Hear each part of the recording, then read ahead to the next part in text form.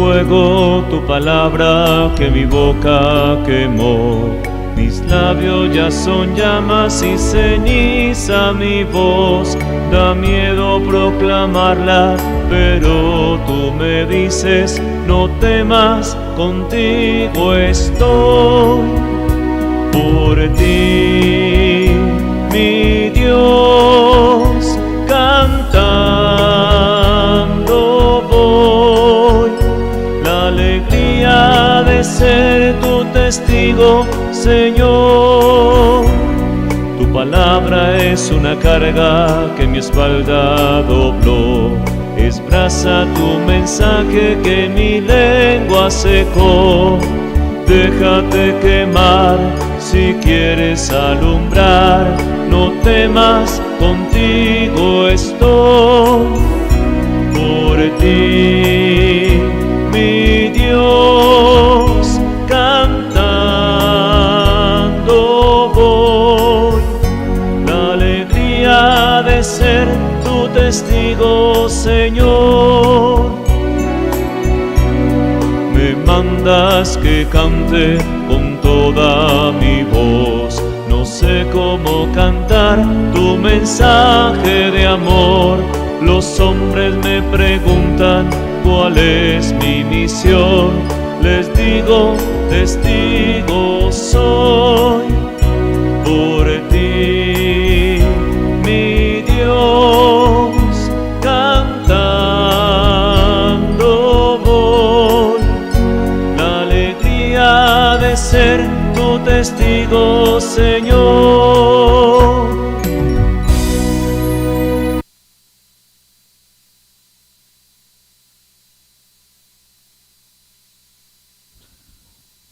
Buenas noches, un saludo muy especial a todos ustedes, queridos participantes del curso Ciberbíblico Eclesial.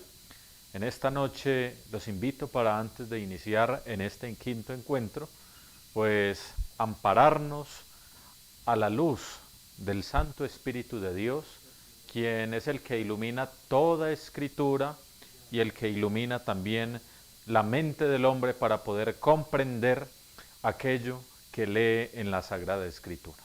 Los invito para que iniciemos en el nombre del Padre, del Hijo, del Espíritu Santo. Amén. Ven, oh Espíritu Santo de Dios, llena nuestra mente y satura nuestro corazón de toda tu santísima gracia.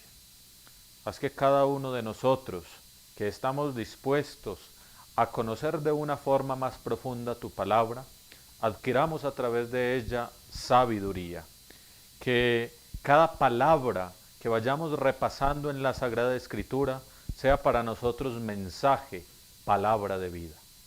Oh Jesús, tú que eres la razón de ser de la Sagrada Escritura porque eres la palabra, el Verbo encarnado, te pedimos que nos auxilies en cada momento de nuestra vida, que nos concedas la gracia de poder leer los signos de los tiempos y de aplicar esta santa palabra, este verbo que proviene de lo alto, a manifestarse a cada uno de nosotros una ayuda, un auxilio para alcanzar en cada momento el verdadero mensaje y anunciar todo aquello que tú tienes preparado a través de nosotros a la sociedad. Sabemos que no de una forma fortuita, Señor, nos encontramos en este curso bíblico, sino que tú nos has llamado y nos has ubicado aquí para poder perfeccionarnos y cumplir a cabalidad la misión que tú nos has encomendado desde la eternidad. Gracias, Señor Jesús. Gracias porque nos regalas tu Espíritu. Gracias porque nos acompañas en cada momento de nuestra existencia. A ti nos acogemos y pedimos tu patrocinio en todo momento. Danos entonces mucha inteligencia para comprender tu palabra y concédenos la gracia de tener buena memoria para retener cada expresión, cada pasaje, cada aprendizaje que vamos obteniendo en este curso bíblico. Espíritu Santo, ilumínanos y santifícanos. Espíritu Santo, ilumínanos y santifícanos. Gloria al Padre, y al Hijo, y al Espíritu Santo, como era en el principio, ahora y siempre, por los siglos de los siglos. Amén. San Jerónimo ruega por nosotros.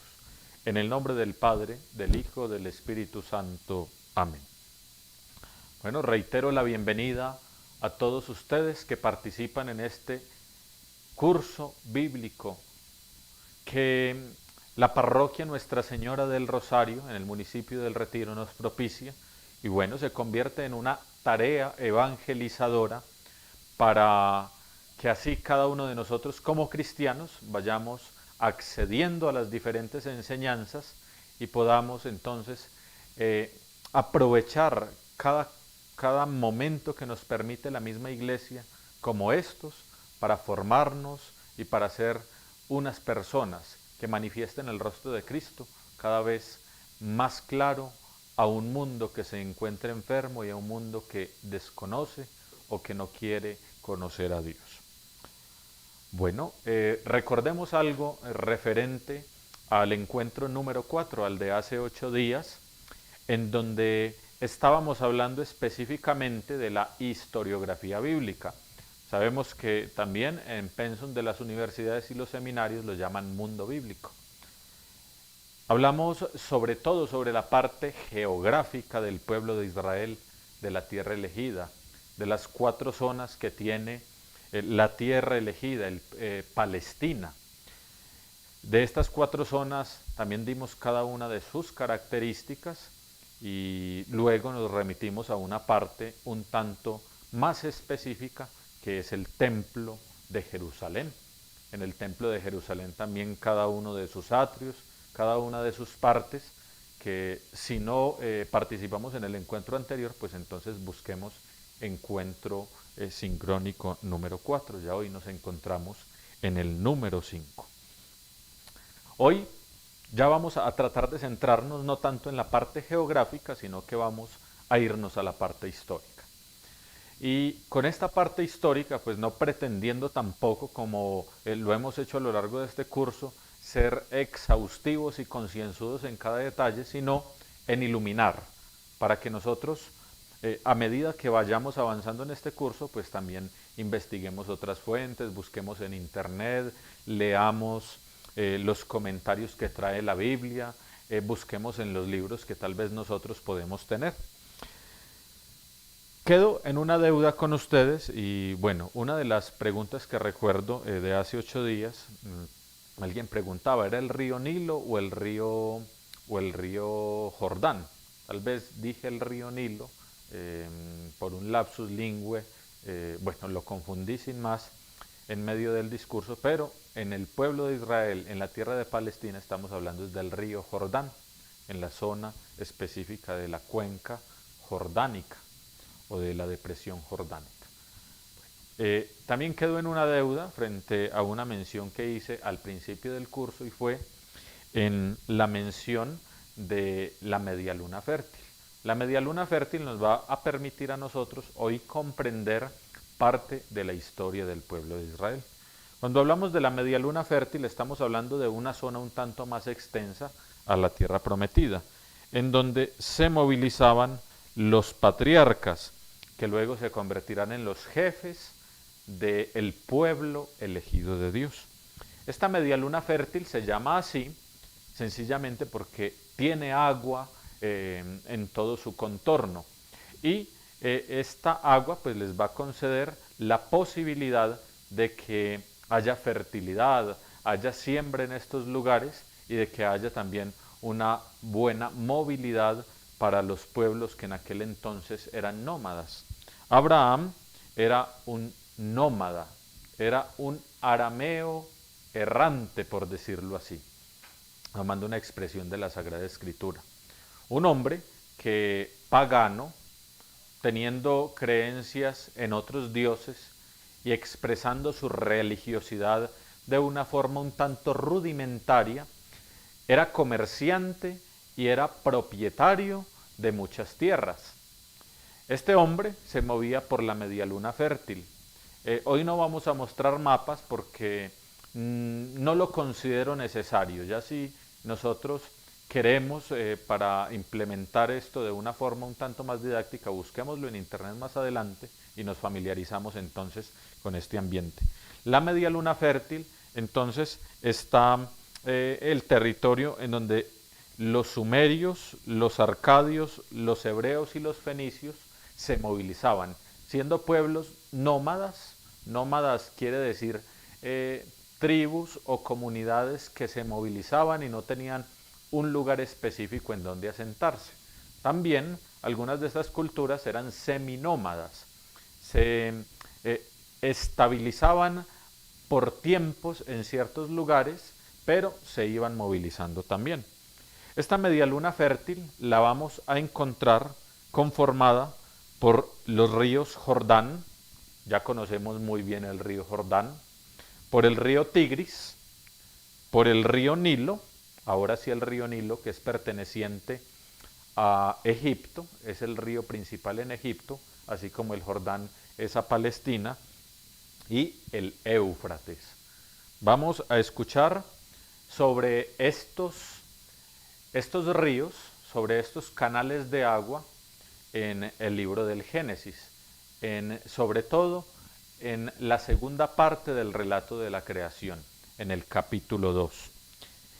Bueno, esta media luna fértil entonces va a ser el lugar de movimiento de los patriarcas, en donde se iban corriendo de un lugar hacia otro para comerciar, para manejar también sus rebaños, su ganado menor, sobre el cual hablamos la última vez, la clase de ganados que cultivaban en el pueblo de Israel, y esto entonces le daba una especie de sostenibilidad a toda esta zona, permitía también entonces que los habitantes de este lugar se enriquecieran de las diferentes culturas que iban compartiendo, y aparte de ello pues le va dando unos rasgos posteriores al pueblo elegido por Dios, que se estabilizarán, ya no serán nómadas sino sedentarios en este lugar que llamamos Palestina, Israel o la tierra prometida.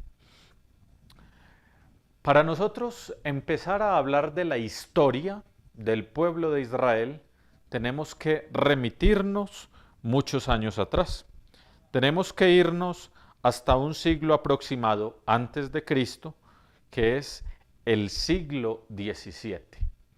En el siglo XVII podemos tener cierta noción de los primeros patriarcas, de los jefes que luego guiarán al pueblo elegido y que se convertirán en estos padres que transmitirán la fe de una forma originaria y que luego serán recordados en la historia, y sobre ellos estarán los basamentos de la religiosidad del judaísmo.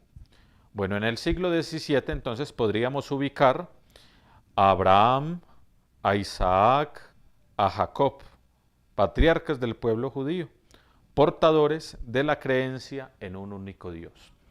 Resulta que en la antigüedad había un común de creer en varios dioses. Entonces el monoteísmo empieza a aparecer de una forma específica con Abraham. Yahvé que se revela a Abraham, y Abraham que pone su fe completa en este Dios que se ha revelado, en Yo Soy, en Yahvé, y aquí comienza una historia del monoteísmo en la humanidad. Aquí en este siglo XVII vamos más o menos a ir encontrando una posibilidad de estabilización en la tierra. Ya el nomadismo de este patriarca no va a ser tanto, sino que va a ser seminómada hasta el punto entonces de establecerse en un lugar que el Señor le indica.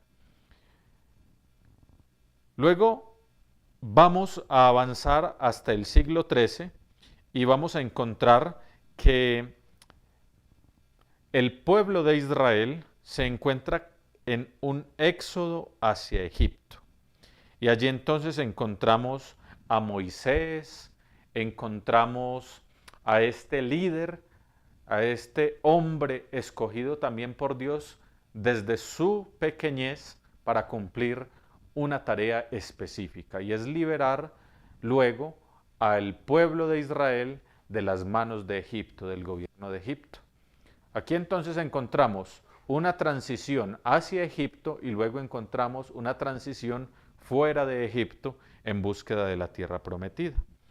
En el siglo XIII y XII encontramos a los israelitas que se asientan en la tierra prometida, luego de caminar, de estar errantes 40 años deambulando por el desierto. Aquí vamos entonces estabilizando también algo muy específico que nos habló el padre Belio, y es la elaboración de la Torá, de la Sagrada Escritura, incluyendo con ello, pues si está Moisés, hacemos referencia a los 10 mandamientos y estos 10 mandamientos que son recibidos en un monte específico, y es el monte Sinai. Vamos a irnos ya no de siglo en siglo, sino que vamos a empezar a enumerar años para estar mucho más próximos al evento que se iba aconteciendo en el pueblo de Israel, viviendo esta historia sagrada, viviendo esta historia de salvación. En el año 1020, todos estos son fechas aproximadas, puesto que son fechas anteriores a la venida de Cristo al mundo, a la encarnación. Entonces son fechas aproximadas. En algunos textos podríamos encontrar otra clase de fecha, pero vamos a tratar de ubicarnos con estas para así poder comprender el suceso histórico.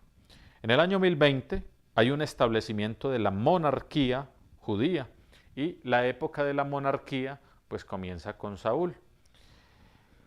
Antes de esta monarquía van a existir una clase de líderes que se van a llamar jueces. Estos jueces no están tan puntuales en la historia general, sino que son aquellos que anteceden y que van apareciendo de una forma fortuita en casos específicos que iba viviendo el pueblo de Israel en Egipto. Entonces estos líderes carismáticos, que enseguida vamos a hablar más específicamente sobre ellos, pues van apareciendo no de una forma planeada, sino según la necesidad espiritual, social y política que estaba viviendo el pueblo de Israel. En el año 1000, pues encontramos a Jerusalén, que es convertida la capital del reino de David. Ya de Saúl pasamos al rey David, otro monarca. Luego, el primer templo, centro de la ciudad y centro nacional, y luego se convierte también en el centro de la ciudad, que es lugar espiritual del pueblo judío, Jerusalén, construido por el rey Salomón. Comienzan unos proyectos desde antes, ya David ha recibido unas indicaciones, hay una elaboración de unos planos, hay una idea, un plan de Dios para elaborar un lugar de culto. Sin más, Salomón es el que arranca con todo ello cerca en el año 960. En el año 930 encontramos una división del reino. Hay una división que ya más adelante, cuando ya estemos viendo los diferentes libros, sobre todo los libros históricos, notaremos que hay una división del reino. Entonces queda el reino del norte, el reino del sur, el reino de Judea y de Israel. Bueno, el año 722 o el 720, entre esos años, Israel es vencido por el primer enemigo, los asirios. Unos grandes guerreros y muy sanguinarios. Y estos entonces son los primeros que exilian al pueblo de Israel, y son exiliadas 10 tribus. Y estas 10 tribus, pues entonces se van perdiendo, se van disolviendo a causa de esta persecución. Recordemos que a medida que va avanzando la historia de la salvación y ocurre un exilio, llega un pueblo que vence al pueblo elegido de Dios, ocurre por una infidelidad. Dios promete que Él será fiel en todo momento, pero si ellos se desvían de sus mandamientos, pues los otros pueblos dominarán sobre ellos y esto les concederá un arrepentimiento y les dará la gracia de poder volver hacia Él. En el año 586, Judea es conquistada por Babilonia, la gran ramera que es mencionada en el libro del Apocalipsis. Babilonia llega primero a Jerusalén y este primer templo, el templo de Salomón, es destruido. Y la mayoría de los judíos, no todos, la mayoría son exiliados a Babilonia. En Babilonia es donde ocurren las mayores atrocidades y es uno de los exilios que recordamos más en la historia de la salvación. Más adelante, no me compete ahora, vamos a ir etapa por etapa conociendo cada uno de estos exilios y en la historia del pueblo de Israel, cada vez que vayamos avanzando, pues profundizaremos en uno de estos momentos. Encontramos luego del exilio de Babilonia un periodo del segundo templo. El año 538 hasta el año 141 hay un periodo persa y un periodo helenístico. Los persas invaden la tierra prometida y dominan sobre el pueblo de Israel, también los griegos. Cuando hablamos de helenismo, estamos hablando de griegos. En el año 538 hasta el año 515, muchos judíos retornan de Babilonia. El templo es reconstruido, la segunda etapa del templo. Ocurre entre estos años, entre el 38 y el 15. En el año 332, la tierra es conquistada por Alejandro Magno y hay un dominio mucho más notorio de los griegos. El mundo helenista ya va entonces dominando aquí y los judíos pues también manteniendo mucho contacto con este mundo. Miremos que no necesariamente toda conquista de un pueblo es totalmente derrota. Los hebreos también poco a poco, cuando iban caminando en cada una de estos exilios, de estas conquistas de otros pueblos para con ellos, también adquirían nuevos aprendizajes, aprendían algo de la cultura, no hablando religiosamente, sino hablando también de las costumbres, hablando de la lengua, hablando de algunas cosas esenciales de esa cultura y las iban incluyendo en la propia, algo que enriquecía. Entonces todo no es pérdida. En el año 166 al 160 hay una rebelión macabea. Están entonces los asmodeos y aquí esta rebelión se fragua contra las restricciones en la práctica del judaísmo y la profanación del templo. En el año 142 al 129 hay una autonomía judía bajo la dinastía asmonea. Luego, en el año 129 hasta el año 63, ya muy próximos a la venida de Cristo a la tierra, encarnado en María Virgen, pues hay una independencia judía bajo la monarquía asmonea. En el año 63, Jerusalén es capturada por el gran general romano Pompeyo. Aquí ya comienza el gobierno de los romanos sobre el pueblo judío y vamos a comprender entonces por qué habían soldados romanos en la tierra prometida, porque habían algunos publicanos que recolectaban el dinero para enviarlo a Roma. Vamos a entender por qué hay unos procónsules y por qué hay algunos, digámoslo así, emperadores que iban enviando algunos recados o iban dominando sobre la tierra prometida, siempre cabeza Roma. Pues entonces aquí ya encontramos el dominio romano a partir del año 63 hasta el tiempo de Jesús y un poco más allá.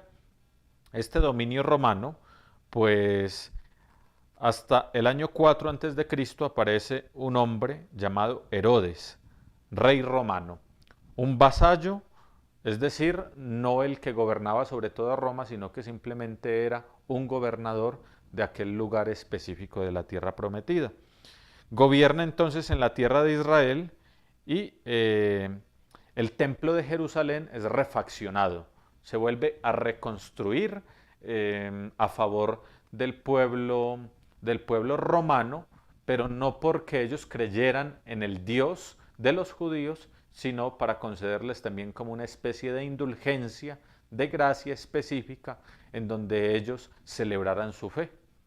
A ellos no les importaba tanto que creyeran en sus dioses, sino que les tributaran y que estuvieran siempre obedientes al emperador romano. Bueno, llegamos entonces a la época de Jesús. Aquí hay un quiebre en la historia. Jesús es un personaje tan importante que hace un quiebre en la historia, y ya a partir de su nacimiento, de su encarnación, empezamos a hablar de tiempo antes de Cristo, en donde el tiempo se iba devolviendo, año 1500, 1400, hasta llegar al año cero, y luego de aquí comienza año cero y vamos avanzando hasta el día actual, en donde caminamos sobre el año 2020 después de Cristo. Algunos historiadores pues han querido ir tumbando esta relación que ha tenido tanta fuerza y dicen de la era cristiana, sencillamente.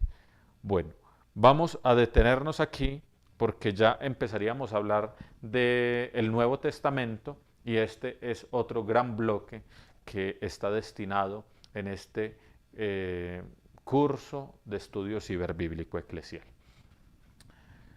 Ya dejando los números y las fechas a un lado, que son simplemente aproximaciones, no nos angustiemos y no nos la memorizamos, porque esto no es lo esencial.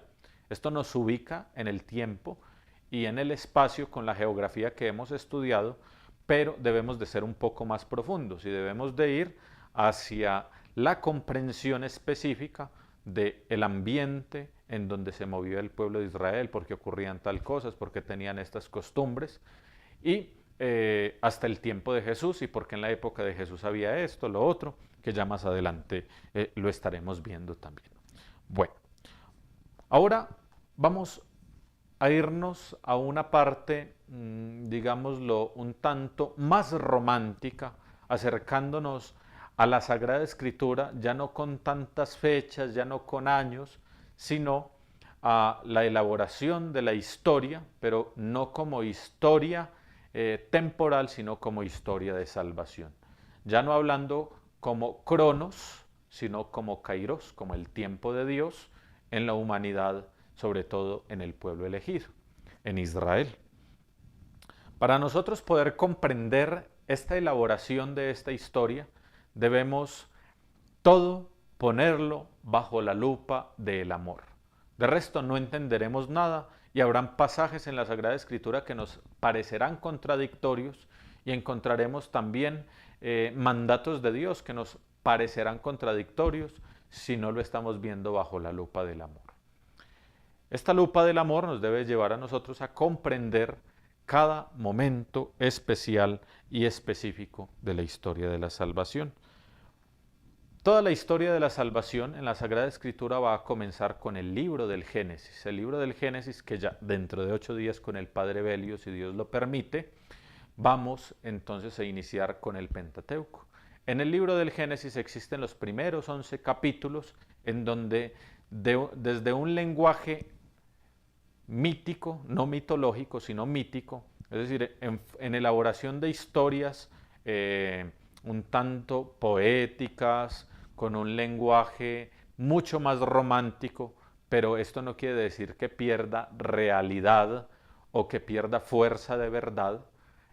Nos va entonces a ir introduciendo con las preguntas existenciales que se hace todo ser humano. ¿De dónde venimos? ¿Cierto? ¿Para dónde vamos? ¿Qué ocurre cuando alguien hace el mal, cuando comete pecado? ¿Qué pasa cuando desobedecemos a Dios? Porque hay diferentes culturas, en fin. Todo esto lo estaremos viendo entonces en los próximos encuentros. La creación del hombre es la que inicia el tiempo, y con el inicio del tiempo pues inicia una historia temporal y luego la historia sagrada. Hay entonces una historia del hombre, cómo fue creado el hombre, cada uno de los hechos que antecedían a la creación del hombre. Dios que pone primero un escenario, lo hermosea para luego entonces dárselo al hombre y que éste lo administre. Resulta que hay un mandato de Dios y es un mandato que es: pueden comer de todos los frutos del campo, pero solamente del árbol de la ciencia y del bien y del mal no lo pueden comer. El hombre no quiso o no supo corresponder a esta amistad divina y rompió las relaciones con Dios, que es una relación de amor. Más adelante encontramos ya una relación del hombre con el mundo. Son expulsados del paraíso y esta relación con el mundo pues lleva al hombre a enlodar más su alma, a ensuciar más y a pisotear su dignidad humana que le había sido dada por Dios desde el principio de los tiempos.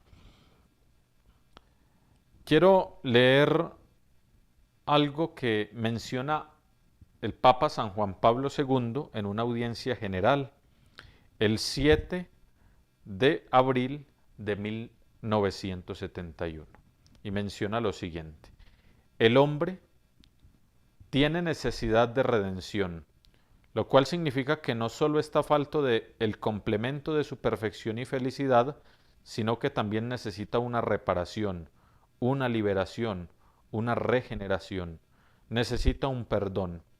Necesita volver a ser hombre, reconquistar su dignidad, su verdadera personalidad y luego volverá a tener paz, alegría, ganas de vivir, esperanza. Recuperará además la visión clara del mundo, de los hombres, de la historia, de la muerte, del más allá. Pero ahora el destino humano en sí mismo se encuentra en un estado imperfecto, infeliz. Los mismos esfuerzos que hace el hombre para dar normalidad, forma, progreso, conciencia a su vida, terminan por denunciar con más claridad el estado de insuficiencia y degradación en que halla. La palabra de Dios nos persuade de encontrarnos ante la necesidad de una redención y de una salvación. Vemos todo lo que el hombre ha perdido por la desobediencia, por la soberbia. El primer pecado: no corresponder o no saber corresponder a la relación de amistad con Dios, que lo observamos desde la lupa del amor. Para ello, entonces, Dios, al no ver remedio en el hombre y ver que su corazón es obstinado, que su corazón se ha pervertido y que entre más días más vicios y más pecado quiere recoger porque le parece más atractivo que la vida divina que Él le había ofrecido, pues Él no dice vamos a destruir al hombre por completo, sino que comienza una historia de salvación luego de un diluvio universal. Y aquí llama a un hombre específico que, llamado Abraham, Abraham significa padre de muchos pueblos, pues le dice: deja tu país, deja los de tu raza, deja a tu familia y anda a la tierra que yo te mostraré. Haré de ti una nación grande y te bendeciré. Engrandeceré tu nombre, que servirá de bendición. Bendeciré a quienes te bendigan, maldeciré a quienes te maldigan. En ti serán benditas todas las razas del mundo. Esto lo encontramos en el libro del Génesis, capítulo 12, versículo del 1 al 3. Dios entonces comienza a escoger un pueblo y lo escoge por un hombre. Un pueblo que sea capaz de responder a los designios de Dios para llevar al mundo en todo tiempo un mensaje de salvación. ¿Quién será entonces este jefe que liderará? Será Abraham, como ya lo hemos mencionado. Abraham cree en la palabra del Señor y parte con Lot a la tierra que le había prometido. Con esto inicia la constitución del pueblo de Dios. Van a venir momentos difíciles, incluso va a existir una separación entre Lot y Abraham, porque trata de haber una clase de pelea por tierras, por posesiones, en fin. Y Abraham dice: esto es superficial, porque Dios nos da mucho más que eso. Entonces tú vete hacia el horizonte, yo me voy hacia el otro horizonte y vayamos haciendo entonces la tarea que nos compete, pero que en nosotros no haya división ni haya dificultades por cosas materiales. Arrancamos entonces con que el pueblo escogido, luego de haber empezado a ser creado por Dios para una nueva historia salvífica, pues hay desobediencia, no se sienten totalmente satisfechos con una promesa de una tierra que emana leche y miel, y le siguen pareciendo muy atractivos las propuestas del mundo, las propuestas del mundo pagano sobre todo. Son infieles a Dios, siguen realizando algunas prácticas que no son compatibles con el nuevo llamado de Dios para ellos, con este nuevo estilo de vida, con esta forma de religión. Y estos momentos difíciles, pues entonces es la dominación de Egipto. Egipto los esclaviza. Luego aparece un gran líder, que es Moisés, lo mencionábamos ahora. Bueno, en fin, al ir yendo todo esto, ¿con qué es lo que queremos concluir en torno a estas cuestiones de momentos difíciles? Resulta que Dios escoge al pueblo, le concede la gracia que había perdido en el momento de la creación. El pueblo peca y Dios va poniendo unos estatutos, unos mandamientos, una ley para redireccionarlos, para encaminarlos otra vez hacia su corazón, hacia su amor, hacia sus designios.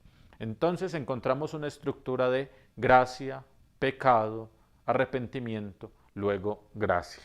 Y luego de esa gracia, pues la salvación.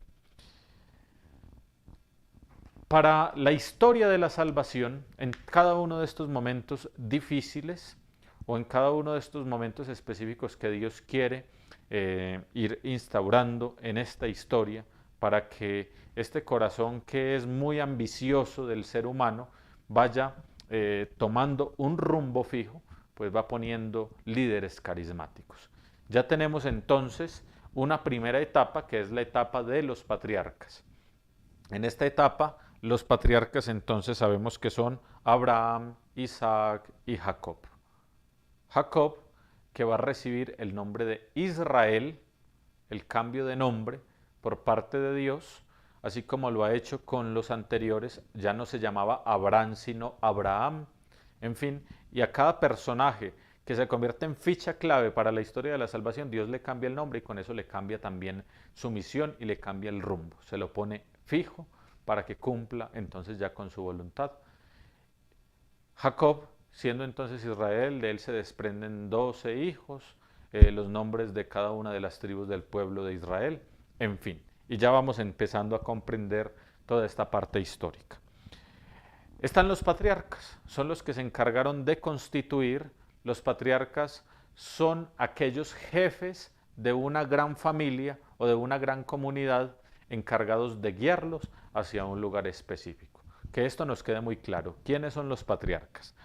Luego, cuando ya van pasando la etapa de los patriarcas, del patriarcado, van a ver entonces otros personajes que a causa de la obstinación del pueblo de Israel en los momentos de esclavitud, que a veces renegaban contra Dios, que no hacían lo que a Dios le competía, que habían incluso injusticias frente a ellos o de ellos en el interno del pueblo elegido, o algunas amenazas exteriores, o ellos queriendo también aventajarse sin contar con Dios, aparecen más tarde unos líderes carismáticos que se llaman los jueces. La segunda etapa de esta historia de la salvación. Estos jueces son líderes carismáticos, defensores del pueblo, que van tratando de afirmar y de consolidar las bases de la moralidad.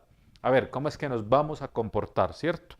Y hay algunos jueces famosos, por hacer referencia a algunos, como ya hicimos a los patriarcas, por ejemplo, Gedeón, Jefté, Sansón. Luego de estos vamos a encontrar por allá un hombre que se convierte el puente entre la época de los jueces y la época de la monarquía. Samuel, un hombre que también está realizando una tarea de profeta, que aunque aún no comienza la época de la profecía en el pueblo de Israel, este es la voz de Dios y es aquel que se comunica directamente con Dios para poder guiar a su pueblo. A través de este hombre entonces encontramos la transición entre los jueces, que son muchos jueces. Ya luego cuando estemos también estudiando específicamente, miraremos cuántos jueces son, quiénes fueron los jueces más predominantes, más conocidos. Y bueno, luego de ello entonces ya habiendo sido estos personajes anteriores escogidos por Dios, los patriarcas escogidos directamente por Dios, los jueces escogidos directamente por Dios, Samuel escogido directamente por Dios, ya el pueblo como que se cansa de esto. Y ya dicen, nosotros queremos no jueces, no más patriarcas, no queremos tampoco como un profeta que venga y nos diga qué es lo que tenemos que hacer, queremos un rey. Sin más, Dios les dice, tener reyes tiene sus consecuencias, porque ustedes quieren imitar a otros pueblos. Y esto no los llevará por buen camino. Sin más, Dios les cumple el capricho, pues también se va valiendo de esta etapa nueva para liderar a su pueblo. Aquí hay un momento más de estabilidad, sin más hay divisiones, hay peleas, los reyes son ambiciosos, y aquí está la expresión que cabe muy bien del profeta Jeremías: el corazón del ser humano es traicionero, ¿cierto? Porque desde pequeños pues se veían bien, pero resulta que van creciendo y se van pervirtiendo. Van lejos entonces de aquello que Dios tiene preparado para el pueblo. Sin más, Él les demuestra que ese no es el camino, porque si no han obedecido a lo que Él les ha enviado, mucho menos van a obedecer a lo que ellos mismos escojan. En la época, los reyes, empezando la etapa de los reyes, pues, ¿qué es un rey? Un rey es un monarca, ¿cierto? Alguien que lidera una gran nación, es una estructura ya de gobierno para el mismo pueblo, y algunos reyes, pues tenemos a Saúl, que es el que comienza con esto, tenemos luego a David, tenemos a Salomón, Salomón el que construye el primer templo, el templo que nosotros escuchamos, que estudiamos hace 8 días específicamente, el templo de Salomón, el segundo templo, ya de una forma más estructurada y mucho más clara para la celebración del pueblo de Israel allí. Entonces aparecen estos, pero con el reinado se demuestra que no van a hacer falta las guerras, las discordias y los cismas. Igual van a aparecer así haya un rey. Incluso en este tiempo es cuando viene el destierro de Babilonia. Bueno, luego de esta época del reinado aparecen nuevamente unos personajes elegidos específicamente por Dios. Y estos personajes elegidos específicamente por Dios son los profetas. La voz de Dios que manifiesta un anuncio constante de la palabra a este pueblo que a veces se iba desviando. Vamos a encontrar profetas que algunos van a anunciar el evangelio, van a alentar al pueblo, lo van a animar, vengan que es que ustedes son los amados, los elegidos de Dios. Pero también cuando ya el pueblo como que se va llenando de ego y de soberbia, pues entonces llega otro y les va profetizando desgracias. Ustedes se están apartando de Dios y lo que vendrá para ustedes será la mano opresora de un pueblo extranjero.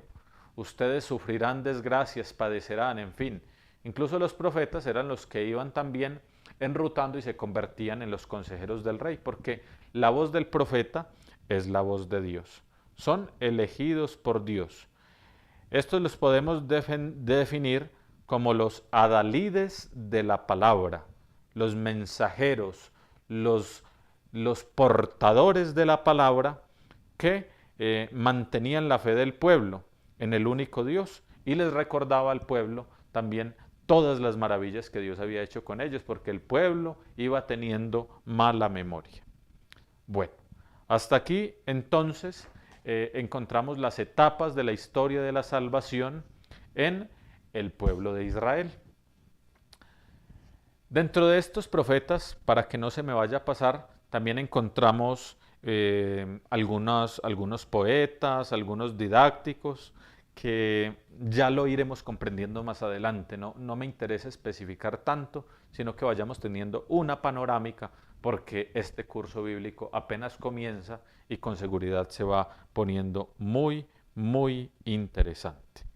Bueno, aquí entonces con la etapa de los profetas termina la historia veterotestamentaria, la historia del Antiguo Testamento, y ya se espera entonces el momento de la gran liberación, que es con la persona de Cristo, para iniciar el Nuevo Testamento. Es mucha información. Sin más, aprovechemos este material que va quedando aquí. Qué rico que estemos tomando nota, que estemos también siguiendo en las Biblias y que vayamos investigando más de aquello que vamos aprendiendo en este curso ciberbíblico eclesial. Bueno, hasta aquí de una forma muy resumida con estos dos encuentros, el encuentro 4 y el encuentro 5, pues resumimos la historiografía bíblica, el mundo bíblico, para poder arrancar con la ayuda de Dios el Pentateuco, ya ir libro por libro, bloque por bloque, hasta terminar entonces el Antiguo Testamento. Bueno, no sé si de pronto haya alguna pregunta, haya alguna duda. Vamos a mirar a ver qué comentarios de pronto han hecho, si hay que aclarar algo, entonces para irlo haciendo en este momento. Igual saben que si ustedes de pronto van presentando alguna dificultad o tienen algún interrogante conforme al curso, pues también lo pueden ir manifestando y vamos tratando de solucionarlo a lo largo del camino para que no nos quedemos con ninguna duda. Bueno, vamos a mirar los comentarios. Bueno, saludos a Julie Navarro, que, bueno, nos saludó por aquí. Gloria Castro, buenas noches, dispuesta a recibir el Espíritu Santo. Bueno, la parroquia, Nuestra Señora del Rosario, muy bien. Beatriz, Dios los bendiga. Bueno, no tenemos ningún otro comentario, entonces le damos la entrada al Padre Víctor para que, bueno, continúe entonces la dirección de este curso bíblico que nos enriquece. Gracias a ustedes por la buena disposición, gracias porque ustedes hacen posible esta nueva modalidad de pastoral desde los medios virtuales. Una feliz noche, que el Señor los bendiga y que el Espíritu Santo siempre les conceda la gracia de comprender estos pasajes sobre los cuales vamos a ir caminando, que son para nosotros historia de salvación, son palabra de Dios. Muy bien, le agradecemos a Sebastián, quien nos ha ilustrado, continúa ilustrándonos de manera profunda el tema de la palabra del Señor. Ya ajustamos con este encuentro sincrónico 5 encuentros de la Escuela de Estudio Ciberbíblico Eclesial, 5 encuentros. Y esta noche o mañana muy temprano les estaremos colocando el tercer taller. Felicitaciones a quienes han respondido el taller número 1, el taller número 2, por medio del chat que voy a estar revisando. Pueden ponerme allí las sugerencias si a alguien no le ha llegado para enviárselo, y lo importante es no el tiempo en que se resuelva, sino que vayamos avanzando y cada uno tiene su propio ritmo. Por eso queda grabado este encuentro ciberbíblico eclesial. Mil bendiciones para todos. Le repito, no se vayan a perder 5 encuentros, pero solo se han dejado 2 talleres por ahora. De el encuentro de hace 8 días y el de hoy saldrá otro taller muy interesante, de unas 17, 18 preguntas, para que estemos atentos en el momento de llegar a este taller. Los felicitamos de verdad a todos. Quienes tengan dudas me comunican por medio del WhatsApp o el chat. Le agradecemos a Sebastián de nuevo. Encomendamos al Señor nuestra comunidad parroquial, Parroquia Nuestra Señora del Rosario, Retiro Antioquia. los proyectos, encomendamos todas las parroquias del mundo, las diócesis particulares de nuestro querido país Colombia, y anhelamos, esperamos ansiosamente que muy pronto podamos normalizar especialmente las celebraciones en nuestros templos con la apertura que vamos a tener dentro de poco con la ayuda de Dios y la voluntad de nuestros dirigentes políticos. Ahora, Señor, según tu promesa, puedes dejar a tu siervo irse en paz, porque mis ojos han visto a tu Salvador, a quien has presentado ante todos los pueblos, luz para alumbrar a las naciones y gloria de tu pueblo Israel. Sálvanos, Señor, despiertos, protégenos mientras dormimos, para que velemos con Cristo y descansemos en paz.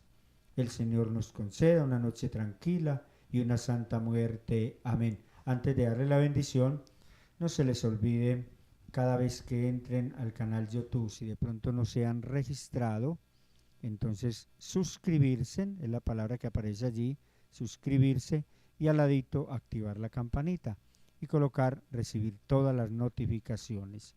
Suscribirse es muy importante porque así podemos seguir evangelizando a través de este canal que Dios nos ha regalado en este tiempo de pandemia. Vamos a terminar entonces, doy la bendición y escuchemos el himno a la Biblia, que de nuevo lo vamos a tener de manera muy significativa para cada uno de ustedes.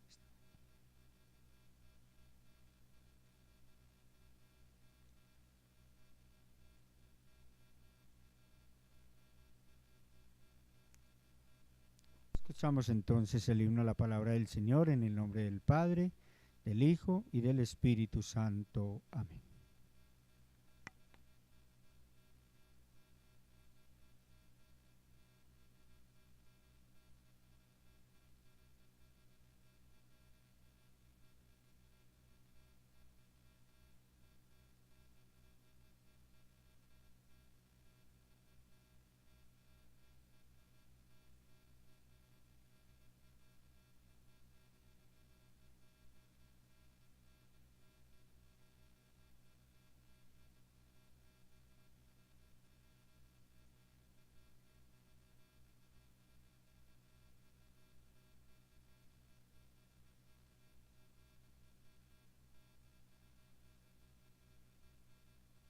Testigo, Señor.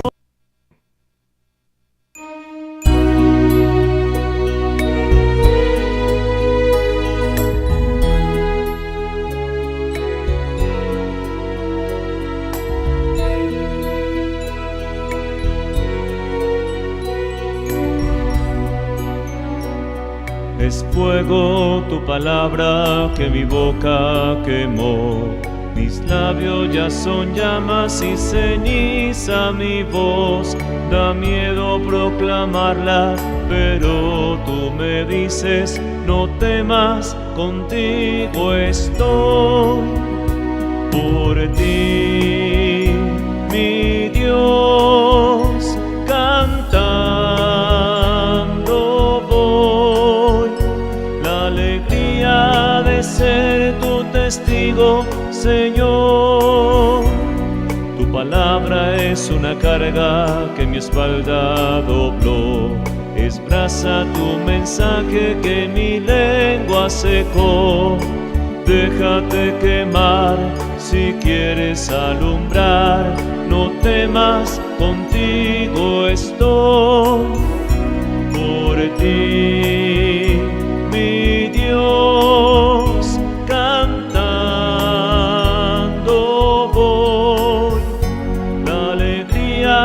ser tu testigo, Señor. Me mandas que cante con toda mi voz. No sé cómo cantar tu mensaje de amor. Los hombres me preguntan cuál es mi misión. Les digo, testigo soy. Por ti, mi Dios, cantando voy. La alegría de ser tu testigo testigo, Señor.